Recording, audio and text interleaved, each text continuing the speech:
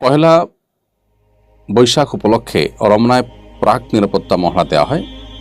মহড়ার একটি ভিডিও সংবাদ মাধ্যমের সূত্রে সোশ্যাল মিডিয়া ভাইরাল হয়েছে। এতে দেখা যায় একজন বলছেন পহেলা বৈশাখ উদযাপন ইসলাম বিরোধী। তখন নিরাপত্তা বাহিনী লোকটিকে গুলি করে। পহেলা বৈশাখকে ইসলাম বিরোধী বলা গুলি করার মতো অপরাধ কিনা, নিরাপত্তা বাহিনীকে এ ধরনের ট্রেনিং দেওয়া সম্পর্কে আপনার মন্তব্য জানতে চাই। এটা নিয়ে প্রচুর সমালোচনা ইতিমধ্যে হয়েছে এবং এটি যে অত্যন্ত গর্হিত একটি কাজ সেটি বোঝার জন্য আসলে কমন সেন্সই যথেষ্ট।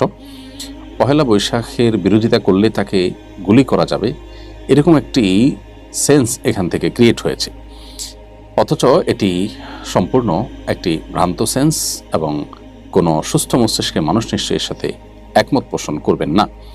অতএব এ ধরনের বিষয়কে মানুষের সামনে যেভাবে উপস্থাপন করা হচ্ছে তাতে বিগত আমলের বিভিন্ন সময় যে ইসলামোফোবিক প্রচারণা আমরা দেখেছি, এটি তারই অংশ।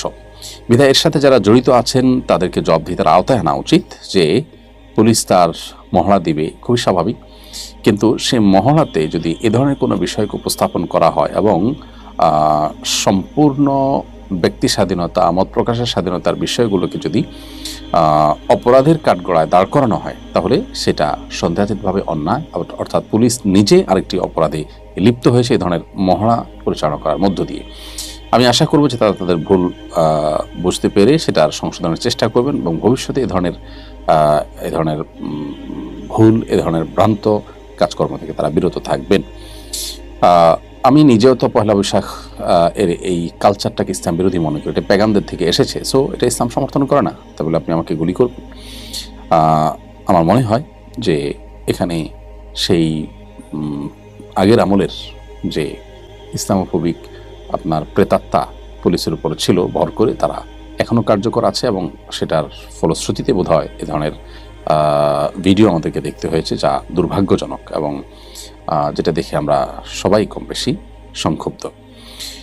সুস্মিতা এআইডি থেকে আপনি লিখেছেন, আমার ছোট ভাই প্রতিবন্ধী, সে হাঁটাচলা করতে পারে না, কথা বলতে পারে না, সারাদিন কোলে অথবা শুয়ে থাকে।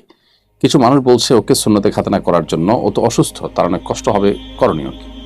বোন সুস্মিতা, সুন্নতে খাতনা করা এটা নবীগণের সুন্নাত এবং আমাদের নবী সাল্লাল্লাহু আলাইহি ওয়াসাল্লামের গুরুত্বপূর্ণ সুন্নাত। সন্দেহাতীতভাবে সুন্নাতে খাতনা করার চেষ্টা এটা প্রশংসনীয় এবং এটা করা উচিত, কিন্তু একই সাথে এও মনে রাখতে হবে যে বিষয়টি সুন্নত এবং ফরজ পর্যায়ের নয় বা ওয়াজিব পর্যায়ের নয়। যদিও এই সুন্নতটা অন্য সাধারণ সুন্নতের মতো নয়, বরং এটা শেয়ারে ইসলাম বা ইসলামের নিদর্শনগুলোর মধ্যে থেকে একটি অতি গুরুত্বপূর্ণ সুন্নাহ। অতএব সাধারণ অবস্থাতে এটি যেমন আমল করা উচিত, কিন্তু কেউ অসুস্থ হলে, অপারগ হলে, কারোর জন্য কষ্টসাধ্য হলে তার জন্য এটি না করার সুযোগ আছে। এখন আপনার যে ছোট ভাই প্রতিবন্ধী বলেছেন, যদি তার জন্য খাতনা করানো কঠিন কষ্টসাধ্য হয় এবং এটা তার জন্য কষ্টকর হয় সীমাহীনভাবে, তাহলে সেক্ষেত্রে এটা না করলে কোনো গুনাহ হবে না ইনশাআল্লাহ তাআলা।